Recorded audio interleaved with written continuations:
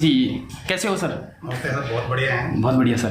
तो सर मैं आपका विचार जानना चाहता हूँ, जो ये स्कीम है अग्निपथ और अग्निवीर, इसके बारे में आपके क्या विचार हैं? ये ठीक नहीं है जवानों के लिए। जवानों, जो हमारे युवा है, बिल्कुल सर, ये 4 साल के बोले कि हम 4 साल टूर ऑफ ड्यूटी करवाएंगे, बिल्कुल। उसके बाद में हम प्राइवेट सेक्टर में भेजेंगे। प्राइवेट सेक्टर में जाके यहाँ जैसे हम नहीं वो नहीं भेजेंगे सर, वो बोल रहे ना 10% हम कोटा देंगे। वो तो सरकारी नौकरियों में। हाँ, सरकारी नौकरियों में तो बोल रहे हैं कि सरकारी नौकरी 10% कोटा देंगे। 10% से क्या होगा? जैसे मान लो आप फर्स्ट साल 46,000 भर्ती कर रहे हो, बिल्कुल। उनको 4 साल बाद के 34,500 रिटायरमेंट होंगे। बिल्कुल। उनको कितना 10% कितना कोटा हुआ?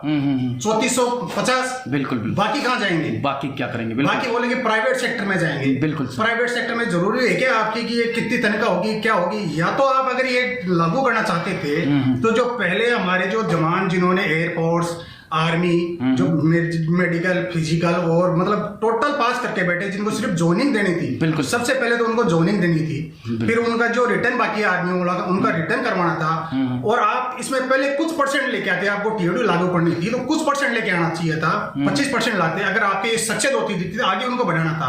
आपने डायरेक्ट ही 25% रखेंगे और 75% को बाहर भेज देंगे। ये बहुत ही गलत है। बिल्कुल सर, इसका बिल्कुल समर्थन नहीं करता हूँ। बिल्कुल सही कहा आपने कि जो एक साथ इतना नहीं लाना चाहिए था, धीरे धीरे करके लाना चाहिए था। साथ ही उन बच्चों का क्या होगा, उनका भविष्य क्या होगा। लेकिन मैं आपको ये बताना चाह रहा हूं कि जैसे सरकार की जिम्मेदारी ये नहीं है कि हर एक आदमी को सरकारी नौकरी दे। नहीं, ये गलत है। मैं खुद 20 साल सर्विस करके आया हूँ। बिल्कुल। ये बोल रहे हैं कि हम वहाँ नौकरी देंगे, जिनके डिस्ट्रिक्ट है वहाँ नौकरी मिलेगी। 2019 के अंदर एसबीआई की वैकेंसी निकली थी, उसका आज तक कोई आता पता नहीं है। जो ज्यादातर जवान आते हैं वो बाहर से घूमते रहते हैं, जो बोल के पूरी सर्विस करके आए हैं। जो 4 साल सर्विस करके आएगा उनको कौन पूछेगा जल्दी से? बिल्कुल सही कहा। जैसे कि भगवान सिंह जी ने कहा है कि जो ऑलरेडी अभी भी तो आ रहे हैं, अभी भी तो जॉब छोड़कर कई रिटायर होके आ रहे हैं, जो 35 साल की उम्र में, 33 साल 34 साल की उम्र में जो आ रहे हैं सोल्जर हमारे, 15 साल 16 साल करके, उनका भविष्य क्या है? वो भी तो, उनको क्या पूरी नौकरियां मिल पा रही है? क्या वो वहां से आ रहे हैं? बिल्कुल सर, मैं आपका बात का बिल्कुल सही है। आप जो भी विचार रख रहे हैं आपकी तरफ से बिल्कुल सही है, क्योंकि जितने भी सोल्जर्स आते हैं क्या उन सबको नौकरियां मिलती है? नहीं मिलती है।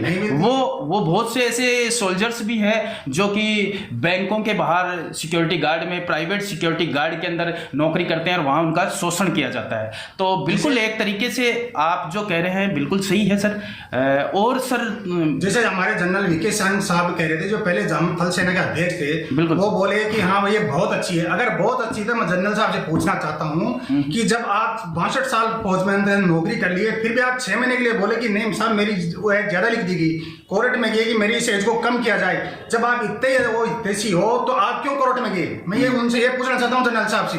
नहीं बिल्कुल सही सर, लेकिन मैं आपसे ये पूछना चाह रहा हूँ कि जो ये उपद्रव हो रहे हैं, जो गाड़ियां जलाई जा रही है, जो सरकारी संपत्ति 1000 करोड़ रुपए की जो संपत्ति जला दी गई है, नष्ट कर दी गई है, उसका क्या होगा सर? उससे हम युवाओं से कहना चाहते हैं कि ऐसा उपद्रव नहीं करे, गाड़ियां नहीं जलाए, शांतिपूर्वक अपना आंदोलन करे।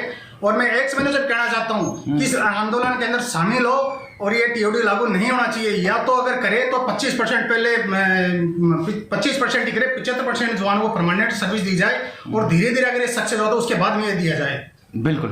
थैंक यू सर, आप लोगों ने इतना वक्त दिया।